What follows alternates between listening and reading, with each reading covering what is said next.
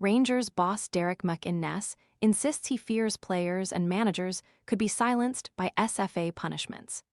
Derek McInnes last night insisted it is wrong for managers and players to live in fear of being silenced by the SFA after being hit with a 4-game ban.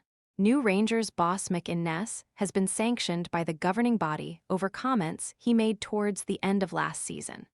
Whilst in charge of Hearts, McInnes branded the decision to award Celtic a stoppage-time penalty for an alleged handball against Motherwell's Sam Nicholson as disgusting. He also claimed that his team were up against everybody, given some of the decisions which had gone against them over the final weeks of the season. An unlocked iPhone 14 for just $299? This renewed 128 gig model gives you a vivid OLED display, 5G, and the freedom to choose your carrier. Want to check today's Amazon deal? Scan the QR code now or visit grabdeal.us/6 before it's gone. McInnes spent yesterday afternoon at an SFA hearing before eventually being hit with a 4-game ban, one of which is suspended. It was a similar verdict delivered to Elliot Watt, the former Motherwell midfielder who branded the penalty call as the worst VAR decision in history. Derek McInnes applauds the home fans after making his Ibrox bow against Saint Etienne. Rangers immediately announced their intention to appeal the decision, and McInnes insisted that managers and players still have a right to express an opinion. "I've been a manager for 19 years now," said the Rangers boss, whose side beat Saint Etienne 2-1 in a preseason friendly at Ibrox last night.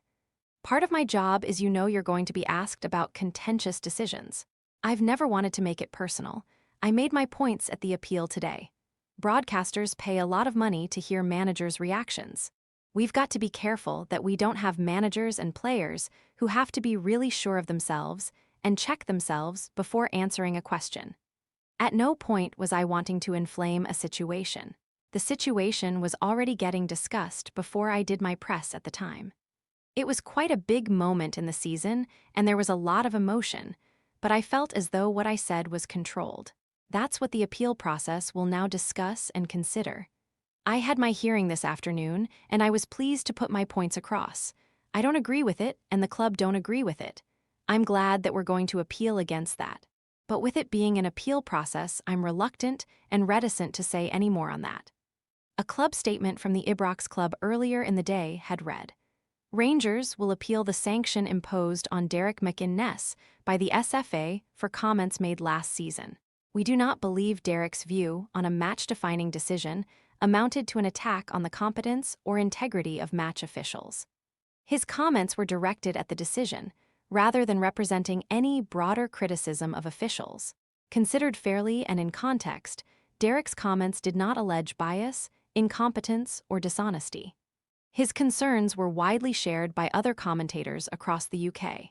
The SFA's independent key match incident panel subsequently concluded that the referee's original decision was correct and that VAR should not have intervened. Similar language has previously been used in Scottish football by others with lesser disciplinary action or without any action at all, raising legitimate questions about consistency, precedent, and the application of the rules.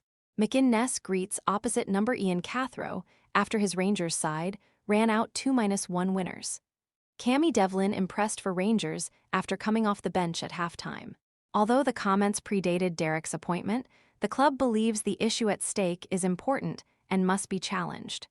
Respect for officials and legitimate scrutiny are not competing principles.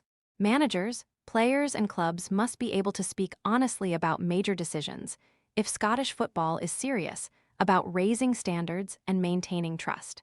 Scrutiny, transparency, and accountability should be seen as part of improving standards, not as a threat to them. Rangers host West Ham in another preseason friendly at Ibrox on Sunday before they begin their Premiership campaign with a trip to Tannadice to face Dundee United next Friday night. McInnes stated last night that he is hopeful the club could have a further 3 new signings by that point. "The recruitment team have been really aggressive so far," he added. "I think there could be another 2 in by Sunday, and hopefully another 1 next week."